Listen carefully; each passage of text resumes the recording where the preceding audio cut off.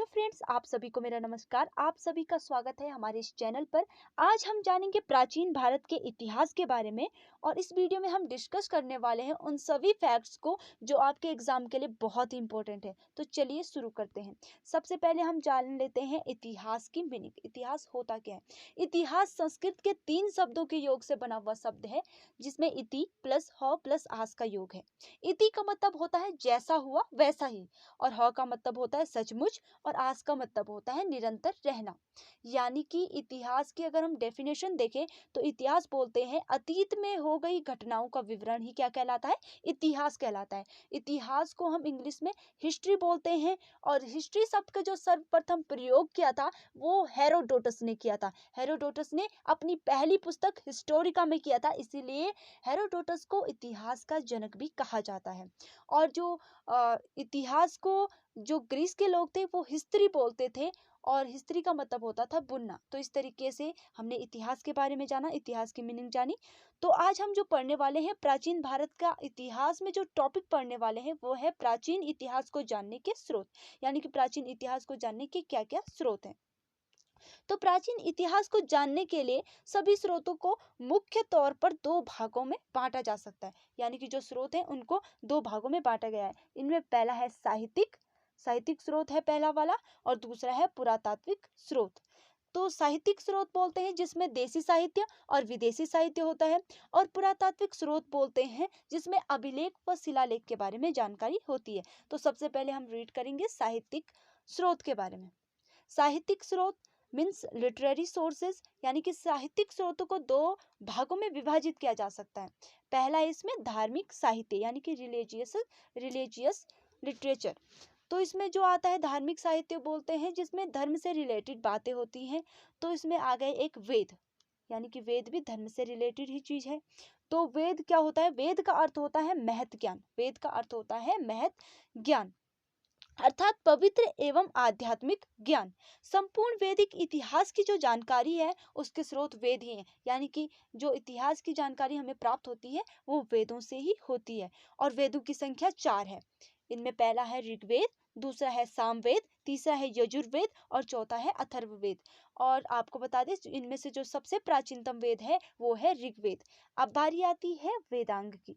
वेदांग बोलते हैं जिनसे वेदों के अर्थ को सरल ढंग से समझा जा सकता है। वेदांग होते हैं जिनसे वेदों के अर्थ को हम अच्छे तरीके से सरल ढंग से समझ सकते हैं, वो होते हैं वेदांग। और वेदांग की संख्या होती है 6। पहला हो गया शिक्षा, दूसरा कल्प, तीसरा व्याकरण, चौथा निरुक्त, पांचवा छंद तथा छठवा होता है ज्योतिष। अब इसके बाद बारी आती है ब्राह्मण ग्रंथ की। ब्राह्मण ग्रंथ क्या होते हैं? वेदों की गद्य रूप में की गई सरल व्याख्या को ब्राह्मण ग्रंथ कहा जाता है। यानी कि वेदों की जो व्याख्या की जाती है गद्य रूप में उसे बोलते हैं ब्राह्मण ग्रंथ। अब इसके बाद बारी आती है आर्यणक की। आर्यणक का अर्थ होता है जंगल में उत्पन्न। तो यानी कि जंगल में उत्पन्न अगर इसका अर्थ है तो इससे बात क्लियर हो जाती है कि इसकी रचना जंगलों में ही की गई। तो इसकी रचना जो हुई है वो जंगलों में ही की गई। इसे ब्राह्मण ग्रंथ का अंतिम हिस्सा माना जाता है। जो आरण्यक है इसे ब्राह्मण ग्रंथ का क्या माना जाता है? अंतिम व हिस्सा माना जाता है। इसमें ज्ञान एवं चिंतन की प्रधानता है। इसके बाद बारी आती है उपनिषद। उपनिषद किसे बोलते हैं? ब्रह्म विद्या प्राप्त करने के लिए गुरु के समीप बैठना, इन्हें वेदांत भी कहा जाता है। यानी कि उपनिषद को दूसरा नाम वेदांत भी कहा जाता है। तो ब्रह्म विद्या प्राप्त करने के लिए गुरु के समीप बैठना उपनिषद या वेदांत इसको कहा जाता है। जो उपनिषद या वेदांत की संख्या है वो है 108। भारत का जो राष्ट्रीय आदर्श वाक्य है, भारत का राष्ट्रीय आदर्श वाक्य है सत्यमेव जयते। तो भारत का जो राष्ट्रीय आदर्श वाक्य है सत्यमेव जयते, ये मुंडकोपनिषद से लिया गया है। एक उपनिषद है, इसे लिया गया है। इसी उपनिषद में यज्ञ की तुलना टूटी हुई नाव से की गई है। जो उपनिषद है ये मुंडकोपनिषद, इसी में क्या की गई है? यज्ञ की तुलना टूटी हुई नाव से की गई है। और श्री कृष्ण का सर्वप्रथम उल्लेख, जो श्री कृष्ण के बारे में सर्वप्रथम जिस उपनिषद में बताया गया है उस उपनिषद का नाम है छांदोग्य उपनिषद। इसमें श्री कृष्ण का उल्लेख किया गया है, श्री कृष्ण के बारे में सबसे पहले बताया गया है। उपनिषदों से तात्कालीन भारत की राजनीतिक, सामाजिक एवं धार्मिक स्थिति की भी जानकारी मिलती है। अब आता है महाकाव्य। महाकाव्य किसे कहते हैं? महाकाव्य होते हैं जो कि बहुत ही बड़े काव्य रूप में लिखे जाते हैं और बहुत ही महान होते हैं, बहुत बड़े ग्रंथ होते हैं। तो रामायण एवं महाभारत भारत के दो प्राचीनतम महाकाव्य हैं। रामायण और महाभारत क्या है? ये दो बहुत ही प्राचीनतम भारत के महाकाव्य हैं। उपलब्ध साक्ष्यों के आधार पर इनकी जो रचना काल है, इनकी जो रचना हुई है, वो हुई है 4वीं शताब्दी ईसा पूर्व से 4वीं शताब्दी ईस्वी के बीच इनकी रचना हुई है। तो पहला पढ़ते हैं हम इसमें रामायण, जो कि एक महाकाव्य है। तो रामायण की जो रचना की है, इसके जो रचनाकार हैं वो है महर्षि वाल्मीकि, और महर्षि वाल्मीकि के बचपन का नाम था रत्नाकर। संस्कृत भाषा में लिखे इस महाकाव्य में कुल 24,000 श्लोक हैं। इससे तत्कालीन भारत की राजनीतिक, सामाजिक एवं धार्मिक स्थितियों के बारे में भी जानकारी मिलती है। इसमें अगला महाकाव्य आता है महाभारत। महाभारत का जो पुराना नाम है वो है जय संहिता। ये आपको याद रखना है। महाभारत का पुराना नाम है जय संहिता, यानी कि महाभारत नाम होने से पहले इसका नाम जय संहिता था। इसके रचनाकार महर्षि वेदव्यास थे, यानी कि महाभारत को जो लिखा है वो लिखा है वेदव्यास जी ने, इसकी रचना की है वेदव्यास जी ने। इसमें श्लोकों की मूल संख्या जो है वो 8,800 थी, लेकिन वर्तमान में कुल संख्या 1,00,000 है। इनमें कुल 18 पर्व हैं। श्रीमद् भागवत गीता भीष्म पर्व से संबंधित है, और महाभारत का युद्ध जो हुआ था 1950 ईस्वी पूर्व लड़ा गया था। महाभारत का युद्ध जो हुआ था 950 ईस्वी पूर्व लड़ा गया था, जो 18 दिन तक चला था, और यह विश्व का सबसे बड़ा महाकाव्य है। कौन? महाभारत। इसे 5वें वेद के रूप में भी मान्यता मिली है। इसके बाद आगे आता है पुराण। पुराण को दूसरा नाम दिया गया है पंचम वेद, यानी कि पुराण को पंचम वेद भी कहा जाता है। लोमहर्ष तथा उनके पुत्र उग्रश्रवा पुराणों के संकलनकर्ता माने जाते हैं। इन्हें ही पुराणों का संकलनकर्ता माना जाता है। इनकी संख्या 18 है, यानी कि पुराण 18 होते हैं। इनमें मुख्य रूप से प्राचीन शासकों की वंशावली का विवरण है। पुराणों में सर्वाधिक प्राचीन एवं जो प्रामाणिक है वो है मत्स्य पुराण। यह सातवाहन वंश से संबंधित है। विष्णु पुराण से मौर्य वंश तथा वायु पुराण से गुप्त वंश के विषय में जानकारी मिलती है। अब आता है आगे बौद्ध साहित्य। यह मूल रूप से 4 भागों में विभाजित है। जो बौद्ध साहित्य है वो मुख्य रूप से 4 भागों में बटा हुआ है। जातक, त्रिपिटक, पाली एवं संस्कृत। अब जातक के बारे में हम पढ़ेंगे। जातक होता है, यह बौद्धों का एक पवित्र ग्रंथ है। जातक क्या है? बौद्धों का एक पवित्र ग्रंथ है ये जातक, और यह 550 कथाओं का एक संग्रह है। इसमें जो है 550 कथाएं हैं, और इनका एक संग्रह है जातक। इसमें महात्मा बुद्ध के पूर्व जन्मों की कहानियां वर्णित हैं। अजंता की चित्रकारी जातक की कहानियां दर्शाती है। अजंता की गुफाओं में जो चित्रकारी की गई है वो भी जातक की कहानियों को दर्शाती है। अब आगे आता है त्रिपिटक। त्रिपिटक बोलते हैं, त्रिपिटकों की भाषा प्राकृतिक है। ये 3 है, जो त्रिपिटक है वो क्या है? 3 है। सुत्त पिटक, विनय पिटक और अभिधम्म पिटक। पाली ग्रंथ प्राचीनतम बौद्ध ग्रंथ पाली भाषा में ही है। उसके बाद आता है मिलिंद पन्हो। मिलिंद पन्हो आता है इसके बाद। मिलिंद पन्हो इसे बौद्ध ग्रंथ में यूनानी नरेश मिनांडर, यानी कि जिन्हें मिलिंद भी बोला जाता था, एवं बौद्ध भिक्षु नागसेन के बीच वार्तालाप का इसमें वर्णन किया गया है। किसमें? मिलिंद पन्हो में इनके बीच जो वार्तालाप हुआ था उसका वर्णन किया गया है। दीपवंश श्रीलंका के इतिहास पर प्रकाश डालने वाला यह पहला ग्रंथ है, यानी कि सिंहल द्वीप है जो श्रीलंका में, तो जो दीपवंश है श्रीलंका के सिंहल द्वीप में, तो इसके इतिहास पर प्रकाश डालने वाला यह पहला बौद्ध ग्रंथ है। कौन है? मिलिंद पन्हो। अब उसके बाद बात आती है महावंश की। इसमें मगध के राजाओं की क्रमबद्ध सूची है। महावंश में जो मगध के राजा हुए हैं उनकी क्रम के अनुसार सूची बनाई हुई है। चूल वंश में आता है, इसमें कैंडी चोल साम्राज्य के विघटन की जानकारी मिलती है। चूल वंश में क्या है? इसमें कैंडी चोल साम्राज्य के विघटन की जानकारी मिलती है। अब आते हैं संस्कृत ग्रंथ, यानी कि जो संस्कृत में लिखे गए ग्रंथ हैं, तो उन संस्कृत ग्रंथों की बात आती है। ललित विस्तार। ललित विस्तार संस्कृत भाषा में बौद्ध धर्म का यह पहला ग्रंथ था। ललित विस्तार क्या था? यह बौद्ध धर्म का पहला ग्रंथ था, ललित विस्तार। दूसरा आता है दिव्यावदान। इसमें शुंग वंश एवं मौर्य शासकों के विषय में वर्णन किया गया है। और जैन साहित्य जो है ये प्राकृत एवं संस्कृत भाषा में। जैन साहित्य कौन सी भाषाओं में लिखा गया है? प्राकृत एवं संस्कृत भाषा में लिखा गया है। इन्हें आगम भी कहा जाता है। आपको याद रखना है, इसे क्या कहा जाता है? आगम भी कहा जाता है। अब आता है आचराग सूत्र। आचराग सूत्र, इसमें जैन भिक्षुओं के विधि निषेध एवं आचार विचारों का वर्णन किया गया कि जैन भिक्षु का आचार विचार कैसा था, वो किस तरीके से ट्रीट करते थे, और भिक्षुओं के विधि और निषेध के बारे में भी इसमें बताया गया है। अब आता है भगवती सूत्र। इसमें महावीर स्वामी के जीवन तथा अन्य समकालिकों के साथ उनके संबंधों का विवरण है कि उनका जीवन किस प्रकार से था, और उस टाइम के जो समकालिक जो उनके संबंध हैं उनका विवरण इसमें दिया गया है। इसी में 16 महाजनपदों का भी विवरण दिया गया है। अब हम कुछ प्रमुख दर्शन पढ़ेंगे और उनके प्रवर्तक कौन थे। तो चारवाक जो कि भौतिकवादी थे, तो इसके प्रवर्तक हैं चारवाक। सांख्य के हैं कपिल, योग के हैं पतंजलि योग सूत्र, और न्याय के हैं गौतम, न्याय सूत्र से है। और वैशेषिक का है कणाद या उलूक, पूर्व मीमांसा का है जैमिनी, और उत्तर मीमांसा का है बादरायण, ब्रह्म सूत्र से। अब आगे आता है धर्मेतर साहित्य यानी कि नॉन रिलीजियस लिटरेचर। तो इसमें पहला आता है संगम साहित्य। संगम साहित्य किसे बोलते हैं? इसमें चोल, चेर तथा पांड्य राज्य के उदय का वर्णन है। जो चोल और चेर और पांड्य राज्य थे, इनका किस प्रकार से उदय हुआ, इसका वर्णन कौन से साहित्य में है? संगम साहित्य में है। इसमें कविताओं की कुल 30,000 पंक्तियां हैं। ये कविताएं दो मुख्य समूह में विभाजित हैं, जिनमें पहले समूह का नाम है पटिनेडिकल कडक्कू तथा दूसरा है पतुपातु। और जो पहला समूह है वो बाद वाले समूह से पुराना है, यानी कि जो ये पहला वाला समूह है ये इस बाद वाले समूह से क्या है? पुराना है। दूसरा आता है इसमें मनुस्मृति। यह सबसे प्राचीन एवं प्रामाणिक है। जो मनुस्मृति है यह सबसे प्राचीन और प्रामाणिक है। इसमें तत्कालीन भारतीय राजनीतिक, सामाजिक एवं धार्मिक स्थितियों की जानकारी मिलती है। इसमें विवाह के 8 प्रकारों का उल्लेख है कि किस प्रकार से 8 प्रकार के विवाह होते हैं। तो होता है ब्रह्म, देव, आर्य, प्रजापत्य, गंधर्व, असुर, राक्षस एवं पेशाच। इस प्रकार के जो विवाह होते हैं 8 प्रकार के, इनके बारे में जो है वो मनुस्मृति में बताए गए हैं।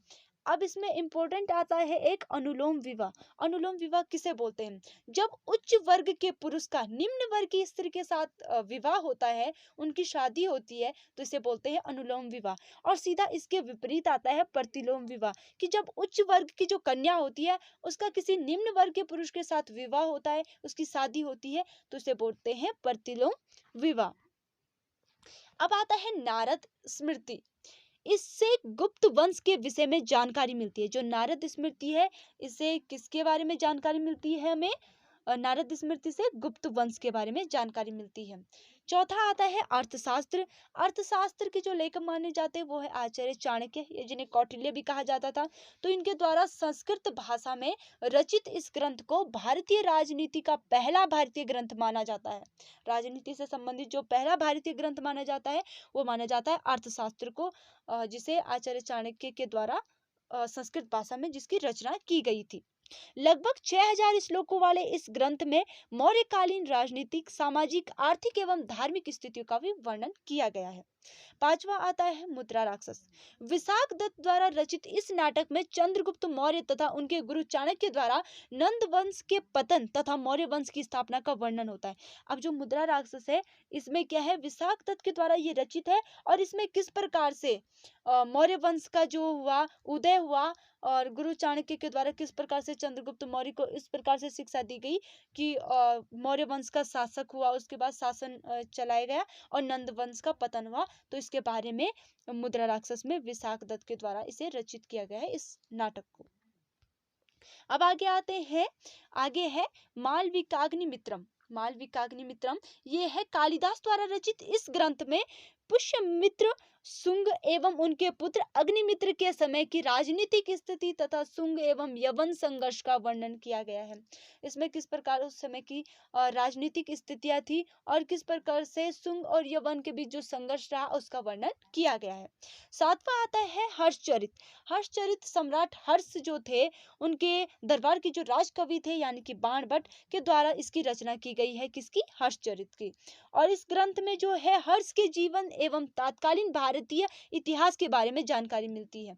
जो बाणभट्ट के द्वारा लिखा गया हर्ष चरित्र है, उसमें जो सम्राट हर्ष थे उनके जीवन की सारी जो बातें हैं वो बताई गई हैं, और उस समय भारत के इतिहास के विषय में भी जानकारी बताई गई है कि उस समय भारत का इतिहास लगभग कैसा था, उस टाइम की बातें बताई गई हैं। 8वां आता है स्वप्नवास दत्तम। महाकवि भास द्वारा रचित इस ग्रंथ में वत्स राज उदयन एवं चंड प्रदोत के संबंधों का उल्लेख है कि इन लोगों में कैसे संबंध थे। 9वां आता है राज तरंगिणी। कलहड़ द्वारा रचित इस पुस्तक का संबंध कश्मीर के इतिहास से है कि कश्मीर का इतिहास क्या था, वो उसके बारे में राज तरंगिणी में बताया गया है। कलहड़ के द्वारा ये रचित है, कलहड़ के द्वारा ये रचित है। तो इसमें बताया गया है कि किस प्रकार से कलहड़ ने और कश्मीर के इतिहास के बारे में अपनी इस राजतरंगिणी पुस्तक में लिखा था। इसे भारतीय इतिहास का प्रथम प्रामाणिक ग्रंथ माना जाता है। किसको? राजतरंगिणी को, जो कि कलहड़ के द्वारा रचित है।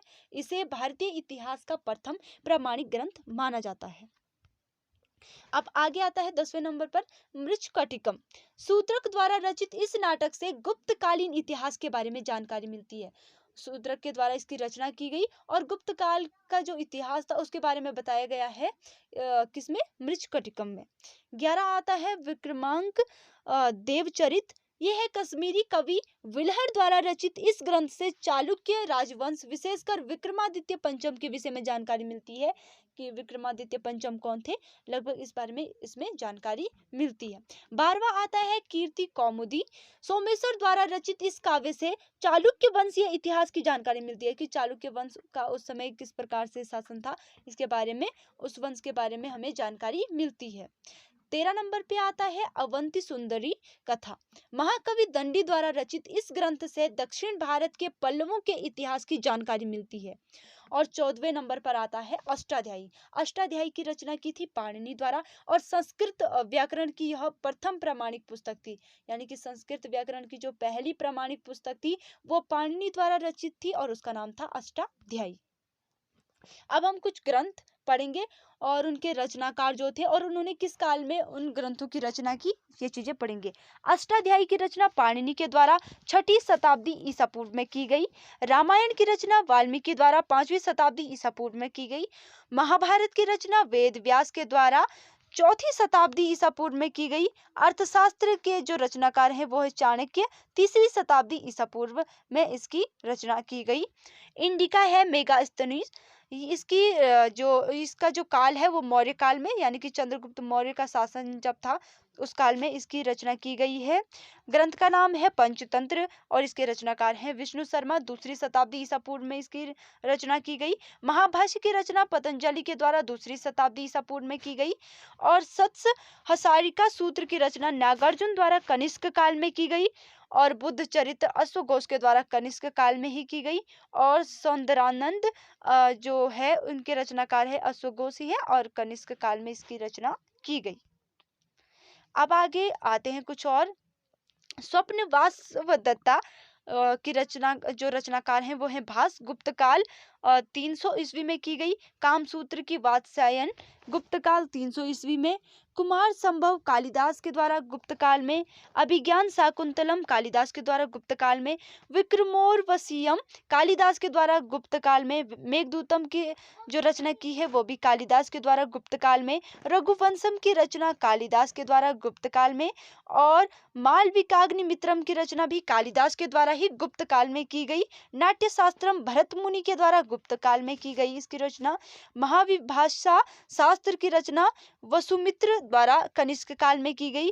देवी चंद्रगुप्तम की जो रचना की है वो है विशाख दत्त के द्वारा गुप्त काल में की गई। मृच्छकटिकम की रचना शूद्रक द्वारा गुप्त काल में की गई। सूर्य सिद्धांत की रचना आर्यभट्ट के द्वारा गुप्त काल में की गई। और बृहत्स संहिता वारामिहिर के द्वारा गुप्त काल में की गई। और कथा सरित सागर की रचना सोमदेव के द्वारा भी गुप्त काल में की गई। अब इसके बाद हम पढ़ते हैं कुछ विदेशी लेखक और उनके साहित्य। कि उन्होंने किस किस साहित्य की रचना की है, कौन कौन से ऐसे साहित्य थे जो विदेशी लेखक थे और उन्होंने कौन कौन से साहित्यों की रचना की। आता है हेरोडोटस।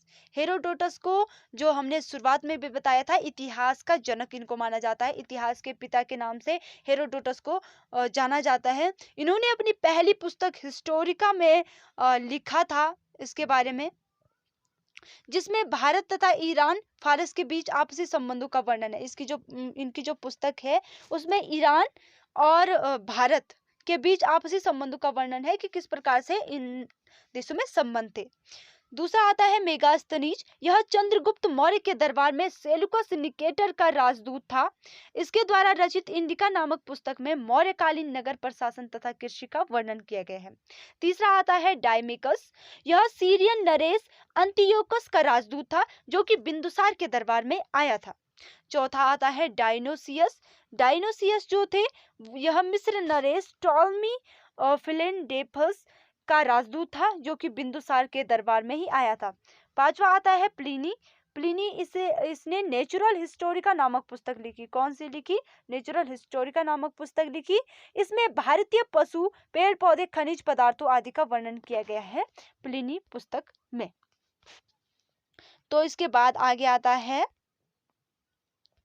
आगे जो आता है वो आता है 6वें नंबर पर फाहियान। फाहियान जो था वो 399 से 415 ईस्वी के बीच इन्होंने यात्रा की थी। तो प्रथम चीनी यात्री जो कि चंद्रगुप्त विक्रमादित्य के शासनकाल में भारत आया था वो था फाहियान। इन्होंने अपनी पुस्तक में तात्कालीन भारतीय राजनीतिक एवं सामाजिक स्थितियों का वर्णन किया है। किसने किया है? फाहियान ने किया है। 7वें नंबर पर आता है वेनसांग। वेनसांग 629 से 644 ईस्वी के बीच इन्होंने यहाँ की यात्रा की थी। इसे यात्रियों के सम्राट या यात्रियों के राजकुमार के नाम से जाना जाता है। यानी कि वेनसांग को और यात्रियों के सम्राट या यात्रियों के राजकुमार का नाम भी दिया गया है। इस नाम से भी इन्हें जाना जाता है। यह सम्राट हर्षवर्धन के शासनकाल में भारत आया था। किस सम्राट के शासनकाल में आया था? हर्षवर्धन के। तो हर्षवर्धन जो थे इनके शासनकाल में ये भारत आए थे। इनके द्वारा लिखित यात्रा वृत्तांत जो है, तो इनके द्वारा लिखा जो यात्रा वृत्तांत है सियुकी से तत्कालीन भारत के संबंध में जानकारी मिलती है। इन्होंने नालंदा विश्वविद्यालय में अध्ययन तथा अध्यापन का कार्य किया। किसने? वेनसांग ने। कौन से विद्यालय में? नालंदा विश्वविद्यालय था जो बहुत ही फेमस विश्वविद्यालय थे उस टाइम के। तो इनमें इन्होंने अध्ययन भी किया था और अध्यापन का कार्य भी किया था। किसने किया था? वेनसांग ने। और इनका आपको मेन ये याद रखना है कि इन्हें यात्रियों के सम्राट या यात्रियों के राजकुमार के नाम से भी जाना जाता है। 8वें नंबर पर आता है इत्सिंग। यह भी एक चीनी यात्री था। इसने 670 ईस्वी के आसपास भारत के बिहार प्रदेश का भ्रमण किया था। इसने नालंदा विश्वविद्यालय में भी अध्ययन किया था। जो इत्सिंग थे इन्होंने भी नालंदा विश्वविद्यालय में अध्ययन किया था। अब आगे पढ़ते हैं कुछ जो रचनाकार हैं और वो कौन से देश के थे और उनकी रचना का नाम क्या था। तो मेगास्थनीज जो थे वो थे यूनान के और इन्होंने इंडिका की रचना की थी। इंडिका की रचना किसने की थी? मेगास्थनीज ने। टॉलेमी थे यूनान के, इन्होंने ज्योग्राफी की रचना की थी। इनकी रचना का नाम था। प्लिनी है यूनान के, इन्होंने नेचुरल हिस्टोरिका जो है उसकी रचना की थी। अज्ञात यूनान मिस्र के देश के पेरिप्लस ऑफ इरिथ्रियन सी, इन्होंने इसकी रचना की थी। फाहियान चीन के थे। ए रिकॉर्ड ऑफ बुद्धिस्ट कंट्रीज इनकी रचना का नाम था। वेनसांग चीन के थे। Essay on best in word इनकी रचना का नाम था। इसिंग चीन के। Record of the Buddhist religion and practised in India and Malaya इनकी रचना का नाम था। हमवली चीन के थे। लाइट ऑफ वेनसांग इनकी रचना का नाम। अल बरूनी अरब के थे और तहकीक और हिंद इनकी रचना का तात्विक स्रोत, यानी कि जिसे इंग्लिश में आर्कियोलॉजिकल सोर्सेज भी कहा जाता है। खुदाई के दौरान प्राप्त वे पुरानी वस्तुएं जिनसे इतिहास की रचना में सहायता मिलती है पुरातात्विक स्रोत कहलाते हैं। यानी कि खुदाई करने के दौरान जो भी पुरानी वस्तुएं हमें प्राप्त होती हैं जिनसे इतिहास की रचना करने में हमें मदद मिलती है पुरातात्विक स्रोत कहलाते हैं। इनमें अभिलेख, मुद्रा, स्मारक आदि प्रमुख हैं। यानी कि खुदाई के दौरान हमें अभिलेख मिलते हैं, मुद्राएं मिलती हैं, कई तरह के स्मारक मिलते हैं। तो ये सारी चीजें क्या होती हैं? इतिहास की रचना करने में मदद देते हैं, सहायता मिलती है इनसे इतिहास को जानने में। तो यहाँ पे एक नाम आता है जो है जॉन कनिंघम। तो जॉन कनिंघम को भारतीय पुरातत्व का पिता कहा जाता है। तो जॉन कनिंघम के बारे में थोड़ा सा जान लेते हैं। जॉन कनिंघम ब्रिटिश सेना के बंगाल इंजीनियर ग्रुप में इंजीनियर थे, जो बाद में भारतीय पुरातत्व, ऐतिहासिक भूगोल व इतिहास के प्रसिद्ध विद्वान बने, और इसके रूप में वो प्रसिद्ध हुए, प्रसिद्ध विद्वान के रूप में। तो इसीलिए जॉन कनिंघम को भारतीय पुरातत्व का जनक या पिता भी कहा जाता है। आइए अब जानते हैं मुद्राएं और सिक्कों के बारे में, क्योंकि ये भी पुरातात्विक स्रोत के उदाहरण है। मुद्राएं और सिक्के, यानी कि मुद्राओं के द्वारा और सिक्कों के द्वारा भी बहुत सारी चीजें, इतिहास के बारे में हमें जानकारी मिलती है। तो प्राचीन भारत के गणराज्यों का अस्तित्व मुद्राओं से ही प्रमाणित होता है। उन पर अंकित तिथियों से कालक्रम को निर्धारित करने में सहायता मिलती है। यानी कि जो प्राचीनतम भारत के जो शासक थे, उनके अस्तित्व मुद्राओं से ही प्रमाणित होता है। यानी कि आपने बहुत सारी प्राचीन मुद्राएं चित्रों में देखी होंगी, इस तरीके से अगर आपने कहीं देखी होंगी तो उन पर शासकों के चित्र बने होते हैं और कुछ तिथियां अंकित होती हैं।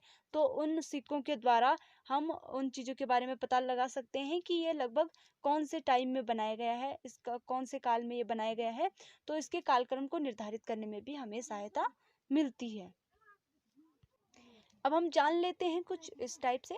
प्राचीन सिक्कों का अध्ययन न्यूमिस्मेटिक्स कहलाता है। जो प्राचीन सिक्कों का जिसमें अध्ययन किया जाता है उसे न्यूमिस्मेटिक्स कहते हैं।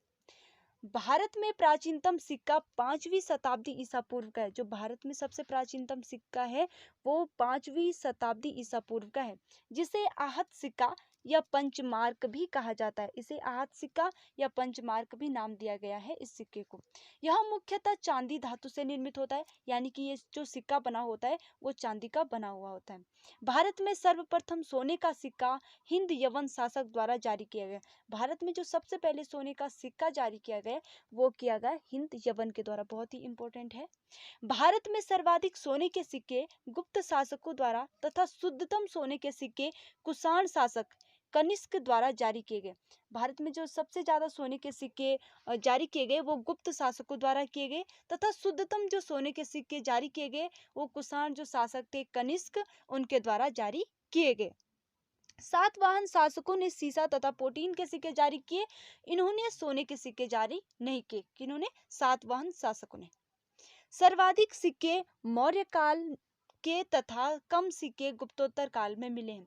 जो सबसे ज्यादा सिक्के मिले हैं खुदाई के दौरान वो मौर्योत्तर काल के मिले हैं, और जो सबसे कम सिक्के मिले हैं वो गुप्तोत्तर काल के मिले हैं। अब इसमें आगे आता है अभिलेख। अभिलेख क्या होता है तो सबसे पहले हम जान लेते हैं अभिलेख होता क्या है। अभिलेख बोलते हैं किसी विशेष महत्व अथवा प्रयोजन के लेख को अभिलेख कहा जाता है। यानी कि वे लेख जो किसी विशेष प्रयोजन से लिखे जाते हैं, जिनका कुछ विशेष महत्व होता है, तो ऐसे लेख को हम अभिलेख कहते हैं। अभिलेख प्रायः स्तंभों, शिलाओं, ताम्रपत्रों, मुद्राओं, मूर्तियों, मंदिरों की दीवारों इत्यादि पर खुदे मिलते हैं। जो अभिलेख हैं तो इनके मिलने की ये कुछ जगह हैं, जो स्तंभों पर, शिलाओं पर, ताम्रपत्रों, मुद्राओं, मूर्तियों, मंदिरों की दीवारों आदि पर ये क्या मिलते हैं? खुदे हुए मिलते हैं। अभिलेखों का जो अध्ययन किया जाता है या अभिलेखों का अध्ययन जो कहलाता है वो कहलाता है पुरालेख शास्त्र, या इसको इंग्लिश में कहते हैं एपिग्राफी। एपिग्राफी या पुरालेख शास्त्र कहते हैं अभिलेखों के अध्ययन को। अभिलेखों का अध्ययन पुरालेख शास्त्र कहलाता है। भारत का सबसे पुराना जो अभिलेख है वो हड़प्पा काल का माना जाता है। कौन सी काल का माना जाता है? हड़प्पा काल का माना जाता है भारत में सबसे पुराना अभिलेख, जिसे अभी तक भी नहीं पढ़ा जा सका है। जो हड़प्पा काल का अभिलेख है उसे अभी तक भी नहीं पढ़ा जा सकता है।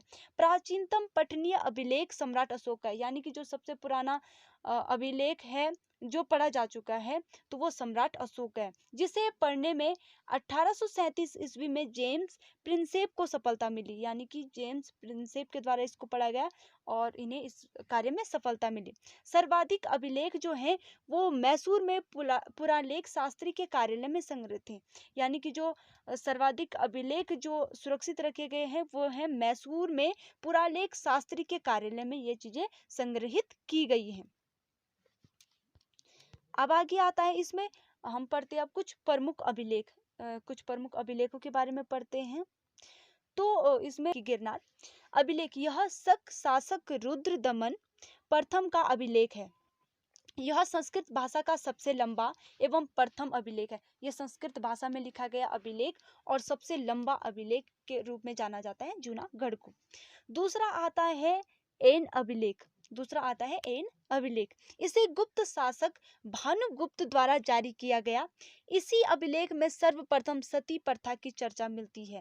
जो ये अभिलेख है इसी में सबसे पहले सती प्रथा के बारे में चर्चा मिलती है कि सती प्रथा क्या थी, इसके बारे में इसमें बताया गया है एन अभिलेख में। तीसरा आता है एहोल अभिलेख। यह बादामी के चालुक्य शासक पुलकेशिन द्वितीय का है, जिसे उसके मंत्री रवि कीर्ति द्वारा तैयार किया गया था। उनके मंत्री के द्वारा ये अभिलेख तैयार किया गया था, एहोल अभिलेख। चौथा आता है हाथी गुम्फा अभिलेख। इसे कलिंग शासक खारवेल द्वारा जारी किया गया था।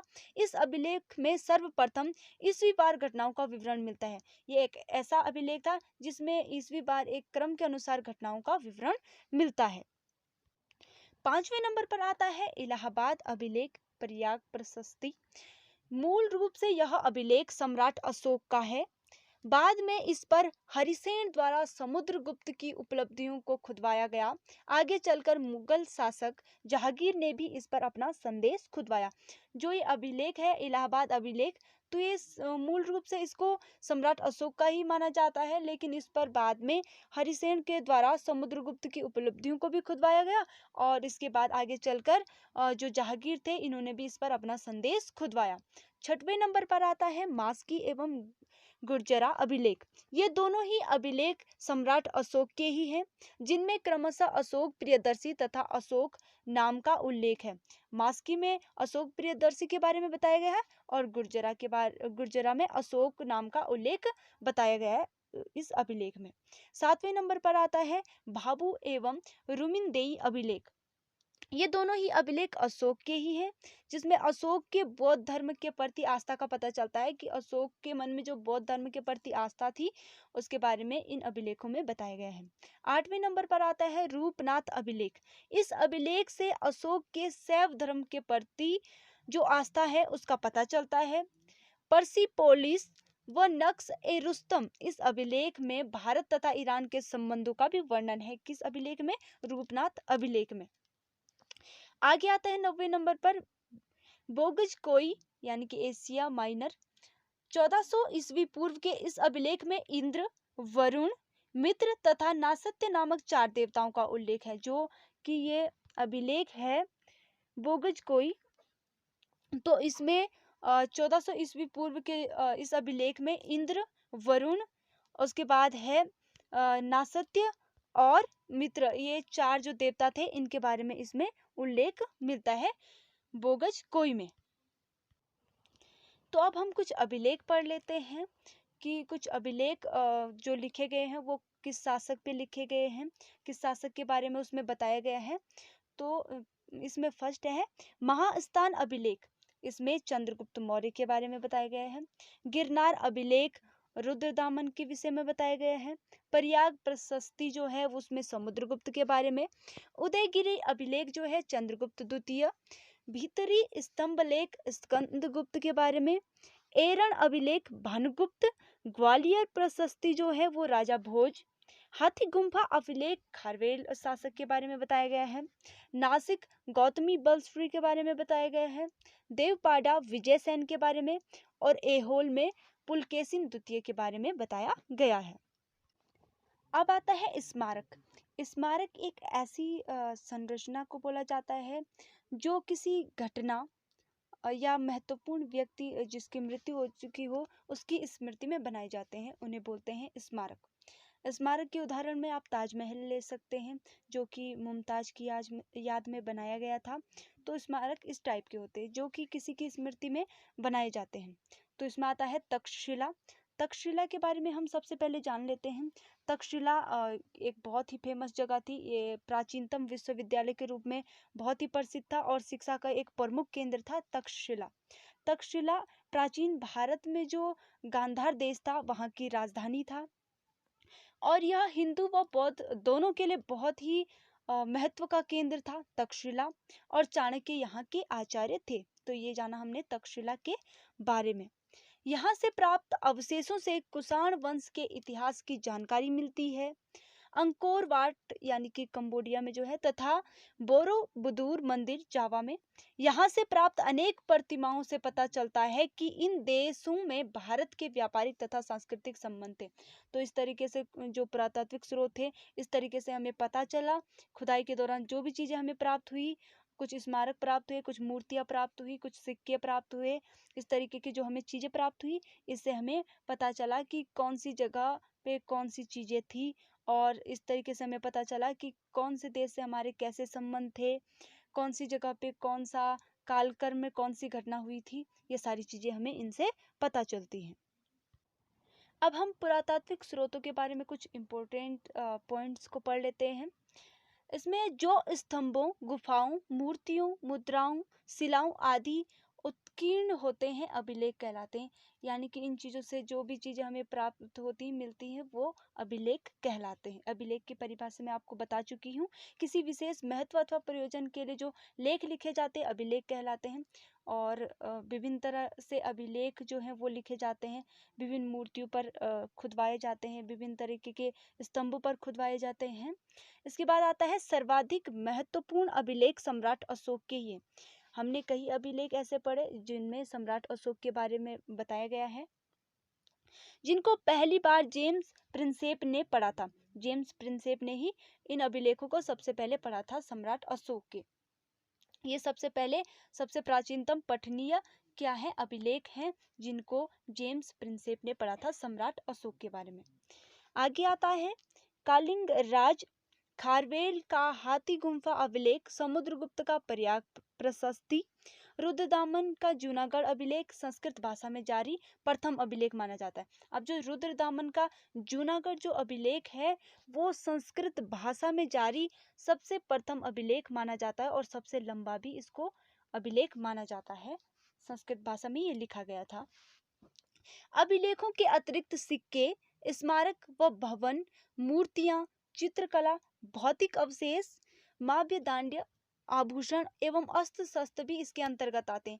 यानी कि प्राचीनतम वे सारी वस्तुएं जो कि इतिहास की रचना करने में हमें मदद करती हैं, हमारी सहायता करती हैं, जिनसे हमें मदद मिलती है, वो सारी चीजें ही इसके अंतर्गत आ जाती है। अब आभूषण मिलेंगे तो उनसे भी हमें कुछ ना कुछ पता चलेगा कि ये किस काल के होंगे, या हमें सिक्के मिलेंगे, उन पर कुछ स्मारक बने होंगे, कुछ चिन्ह बने होंगे, किसी पर कोई तिथि अंकित होगी। तो इस तरीके से ये सारे पुरातात्विक स्रोत हैं। आगे पढ़ते हैं हम विदेशी विवरण।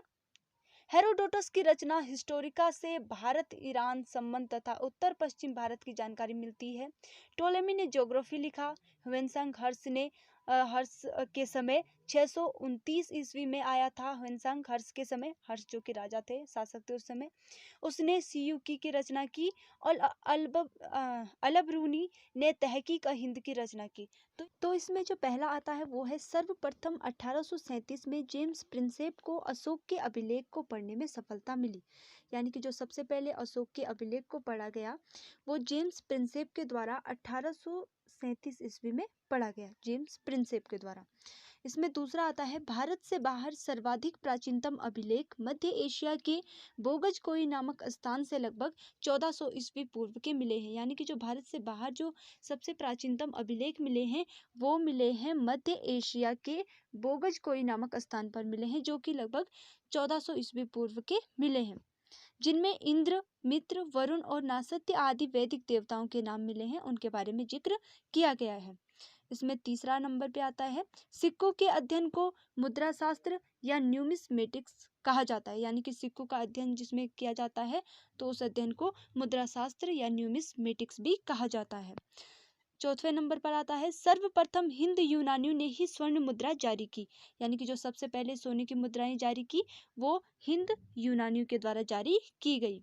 पांचवें नंबर पर आता है सर्वाधिक शुद्ध स्वर्ण मुद्राएं कुषाणों ने तथा सबसे अधिक स्वर्ण मुद्राएं गुप्तों के द्वारा जारी की गई।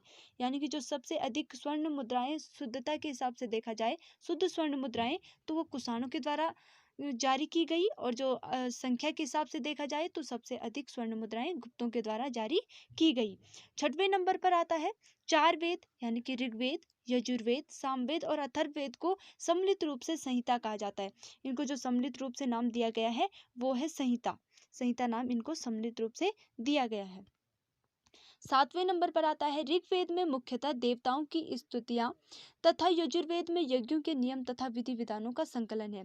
जो ऋग्वेद है यानी कि सबसे प्राचीनतम वेद है, इसमें देवताओं की स्तुतियों तथा यजुर्वेद में यज्ञों के नियम और विधि विधानों का संकलन है। संकलन का मतलब होता है एकत्रीकरण या जमा या संग्रह बोल सकते हैं इसको। 8वें नंबर पर आता है सामवेद, यज्ञों के अवसर पर गाए जाने वाले मंत्रों का संग्रह तथा यजुर्वेद में धर्म, औषधि प्रयोग, रोग निवारक, तंत्र मंत्र, जादू टोना जैसे अनेक विषयों का वर्णन है। जो सामवेद है उसमें यज्ञों के अवसर पर जो श्लोक बोले जाते हैं, मंत्र बोले जाते हैं, उनके बारे में संग्रह है सामवेद में। और अथर्ववेद में धर्म, औषधि प्रयोग, रोग निवारण, तंत्र मंत्र, जादू टोना आदि अनेक विषयों के बारे में वर्णन किया गया है। 9वें नंबर पर आता है उपनिषदों में आध्यात्म तथा दर्शन के गूढ़ रहस्यों का विवेचन है। अध्यात्म बोलते हैं आत्मा का अवलोकन यानी कि आत्मा से संबंधित ज्ञान, तथा दर्शन के गूढ़ रहस्य होते हैं, छिपा हुआ रहस्य बोल सकते हैं जिसको, या जटिल रहस्य इसको बोल सकते हैं। इनका विवेचन हुआ, इसके बारे में बताया गया है। वेदों का अंतिम भाग होने के कारण इसे वेदांत भी कहा जाता है। उपनिषदों का दूसरा नाम है वेदांत, इन्हें वेदांत भी कहा जाता है। 10वें नंबर पर आता है सबसे प्राचीन बौद्ध ग्रंथ पाली भाषा में लिखित त्रिपिटक है। ये 3 होते हैं, सुत्त पिटक, विनय पिटक तथा अभिधम पिटक। अब आता है 11वें नंबर पर जैन साहित्य को आगम कहा जाता है और इसकी रचना प्राकृत भाषा में हुई है। प्राकृत भाषा में इसको लिखा गया है। अब आता है 12वें नंबर में हेरोडोटस को इतिहास का पिता कहा जाता है। इनकी प्रसिद्ध पुस्तक हिस्टोरिका है। ये बहुत ही इंपॉर्टेंट है, इतिहास का पिता हेरोडोटस को कहा जाता है और इनकी जो प्रसिद्ध पुस्तक है उसका नाम है हिस्टोरिका। 13वें नंबर पर आता है अज्ञात लेखक की रचना पेरिप्लस ऑफ डी एरिथ्रियन सी में भारतीय बंदरगाहों तथा वाणिज्यिक गतिविधियों का विवरण मिलता है इस वाली रचना में। अब आता है 14वें नंबर में फाइयान की प्रसिद्ध रचना फीक्यो की अथवा a record of the Buddhist countries है। इनकी जो रचना है वो है a record of the Buddhist countries है, फाइयान की रचना।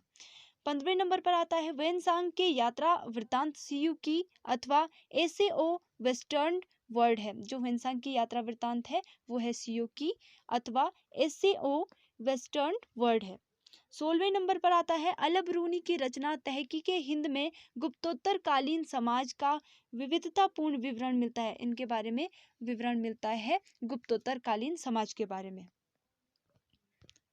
अब हम कुछ इंपॉर्टेंट क्वेश्चन देख लेते हैं। तो क्वेश्चन नंबर 1 है ऐतिहासिक दृष्टि पर आधारित पहला भारतीय ग्रंथ कौन सा है? तो ये है, इसका जो आंसर है वो है कलहड़कृत राजतरंगिणी, यानी कि कलहड़ के द्वारा रचित जो ग्रंथ है वो है राजतरंगिणी। क्वेश्चन नंबर 2 है भारतीय समाज मुख्य रूप से कितने भागों में विभाजित है? तो इसका आंसर हो जाएगा 4 भागों में, ब्राह्मण, क्षत्रिय, वैश्य और शूद्र। क्वेश्चन नंबर 3 है स्रोतों के रूप में धार्मिक साहित्य को कितने उपवर्गों में विभाजित किया गया है? तो इसका आंसर है हिंद धर्म से संबंध साहित्य, बौद्ध साहित्य एवं जैन साहित्य। क्वेश्चन नंबर 4 है सबसे प्राचीन वेद कौन सा है? तो इसका आंसर है ऋग्वेद। क्वेश्चन नंबर 5 है पुराणों की संख्या कितनी बताई गई है? तो इसका आंसर है 18, यानी कि 18 पुराण बताए गए हैं। क्वेश्चन नंबर 6 है ऋग्वेद के पश्चात किन ग्रंथों की रचना हुई है? ऋग्वेद जो कि सबसे प्राचीनतम वेद है, तो इसके बाद किन ग्रंथों की रचना हुई है? तो वो इसका जो आंसर है वो है सामवेद, यजुर्वेद, अथर्ववेद, ब्राह्मण ग्रंथ, आरण्यक और उपनिषद। इन ग्रंथों की उसके बाद रचना हुई है। क्वेश्चन नंबर 7 है पुराणों से कौन से प्राचीन भारतीय राजवंशों के संबंध में महत्वपूर्ण जानकारी मिलती है? तो इसका आंसर है शिशु, नंद, मौर्य, शुंग, कण्व, सातवाहन व गुप्त काल आदि इन राजवंशों के बारे में महत्वपूर्ण जानकारी मिलती है। क्वेश्चन नंबर 8 है पुराणों से कौन से विदेशियों के संबंध में महत्वपूर्ण जानकारी मिलती है?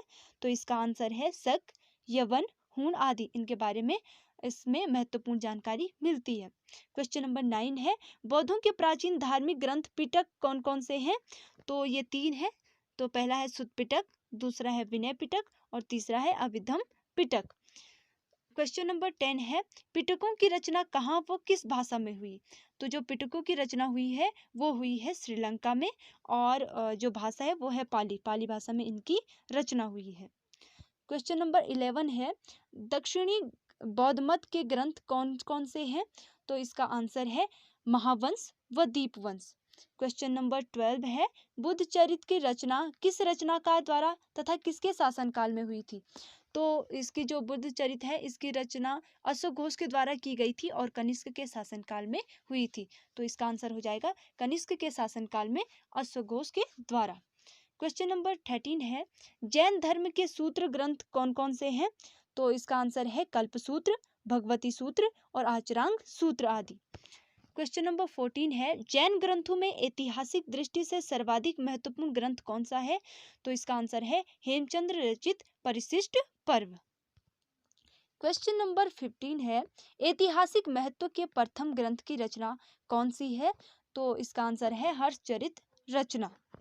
क्वेश्चन नंबर 16 है, प्राचीन भारत के संबंध में महत्वपूर्ण जानकारी देने वाला ग्रंथ कौन सा है?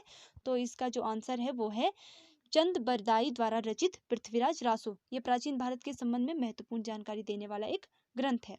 क्वेश्चन नंबर 17 है, ऐतिहासिक ग्रंथों में महत्वपूर्ण राजतरंगिणी की रचना किसने की थी? तो राजतरंगिणी की जो रचना की थी वो कश्मीर के प्रसिद्ध विद्वान कलहड़ के द्वारा की गई थी। और कब की गई थी? 12वीं शताब्दी में इनके द्वारा की गई थी इनकी रचना। क्वेश्चन नंबर 18 है, सौराष्ट्र क्षेत्र गुजरात में रचित महत्वपूर्ण ऐतिहासिक ग्रंथ कौन कौन से हैं? तो इनमें है रसमला, कीर्ति कौमुदी, प्रबंध चिंतामणि मेरुतुंगा, प्रबंध कोश राजशेखर आदि। ये प्रमुख ऐतिहासिक ग्रंथ हैं जिनकी रचना गुजरात में हुई है। क्वेश्चन नंबर 19 है, संस्कृत के प्रथम नाटककार भास की रचनाओं स्वप्न वासवदत्ता व प्रतियाज्ञो गांधारयाण से किसकी जानकारी प्राप्त होती है?